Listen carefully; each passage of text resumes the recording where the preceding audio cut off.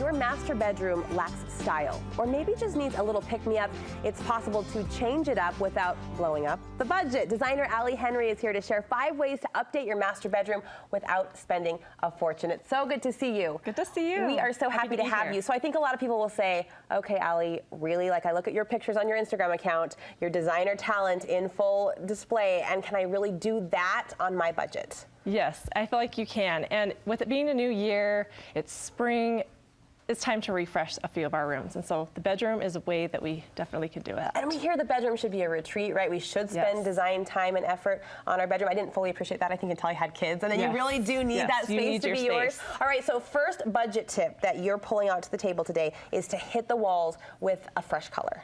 Yeah, I think color is, we all hear that painting is an inexpensive way to really make a big impact. And I really believe that that is kind of your first step for really making a change. And I don't think you have to necessarily go bold or go dark, although sometimes that is fun, but just even changing it from a different neutral. If you have a cooler neutral, maybe going for a little bit of a warmer neutral, just to switch it up and make it different from what you have. And your bedroom is that personal space. It's where you start and end your day. And so pick a color that you love and that feels good to you. We're living in a white world. Tile, cabinets, walls are white. Do you feel like that is a mistake in the bedroom? No, I think you can definitely go white if that's a way, you know, that makes you feel good. I like to bring a little bit more depth into the room though, and I do like to use a little bit of a color, whether it's maybe a really light gray that feels like a white, you know, you could do something like that. Do you always have to do something different? Do you recommend breaking out of what you have, or can you if you're looking for a refresh, I think switch it up. I think one of the example pictures that I showed was a light gray, and they took it to like a light pink. The light gray, there was nothing wrong with it, but they just wanted a change. How much should a new coat of paint cost us from a budget perspective? So you can paint a room for, depending on how many coats and the brand of paint, but you should be able to do it in a weekend for less than $100. See, there it is. Budget friendly and a huge impact over a weekend if we're on our game, right? And everyone's cooperating. You say in the vein of bedroom makeover on a budget, aim for a headboard instead of a bed frame. So I always will recommend getting a bed if your budget allows over a bed frame, but if you don't, go for the bed frame. And also include a skirt with that, so you can cover up the metal part. But a lot of times headboards are less than half the cost of a bed. And so it's a great way for you to still get the look of having a bed without having the full bed. I mean, it's a bedroom, so how important is the overall bed to the overall vibe? And in most bedrooms, the bed is the focal point. It's true, And so when you walk into that bedroom, that should be the thing that you kind of see and your eye is drawn to is that bed. And so I think picking a style bed that really will set the tone for the room.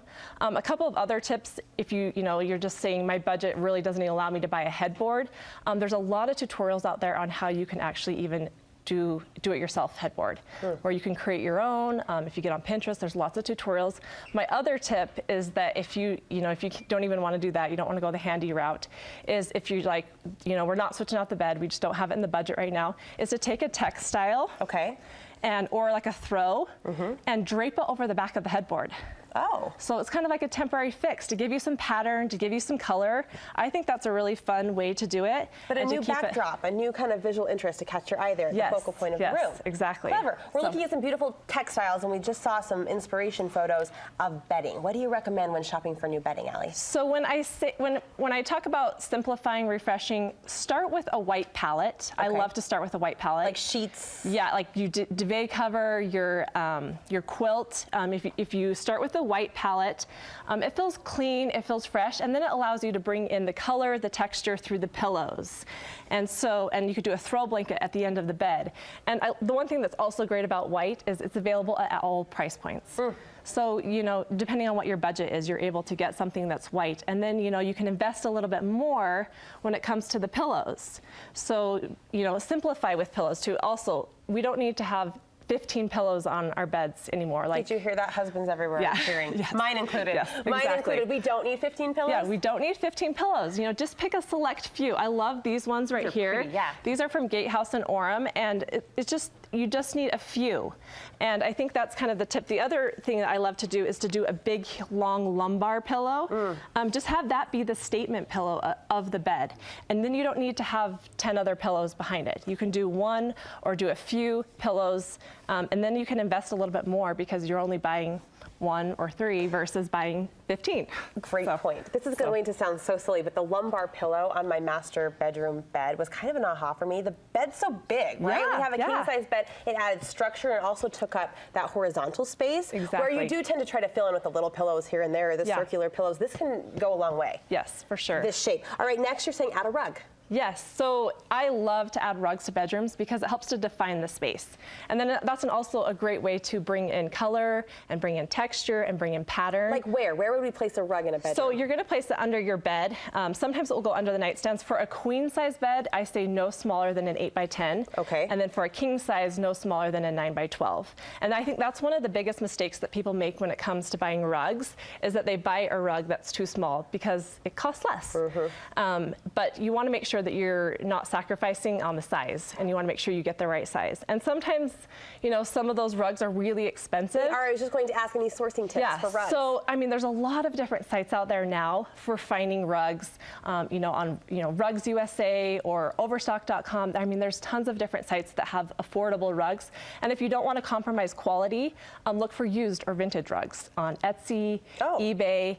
And then another tip is if you can't find the size you're looking for, think about layering rugs. Okay. So layering like a vintage rug, like I've got down here, you can layer a vintage rug over like a jute rug that's a larger size. Overlapping the border. Yeah, overlapping them. Clever. So. All right, your final tip, go for side tables instead of nightstands. Why? Okay, so this one's kind of one that I learned when I was working at Emily Henderson Design. And this is a great way to save. You name dropper, I love it. So it's a great way for you to save budget-wise, because side tables are a lot less expensive sometimes than nightstands. I have never thought of this. It's so true, though. So I feel like that's a really good way. And the other thing that I love about doing a side table, especially a round one, is there are so many rectangular shapes in the bedroom. If you think about it, your bed, your dresser, your nightstands, that bringing in a curved shape just helps to break everything up and helps to make it feel a little bit more cohesive. So I feel like that's a good way to kind of do that. That's a genius tip, Allie. And I'm thinking of these side tables I walk past even at Target that I think I have nowhere to put that.